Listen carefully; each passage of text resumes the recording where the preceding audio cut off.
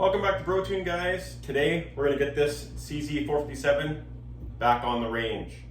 So what we have here today is the Razor HD 5-20 to replace the one that got damaged. A new set of rings, a new scope base for the CZ, some scope caps for the optic, and the fat wrench because we got to torque everything down to the correct torque. So let's get to installing this. If you're watching this too, you're on Utreon. Thanks for coming over and subscribing. Obviously we can't show this kind of content on YouTube because it's too dangerous, I guess. Anyways, let's get to the build.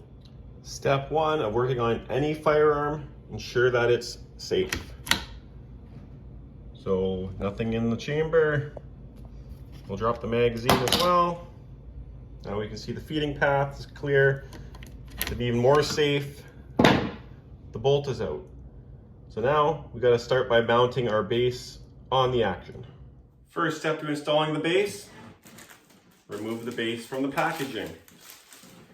It comes with an Allen key, but I prefer to torque everything down.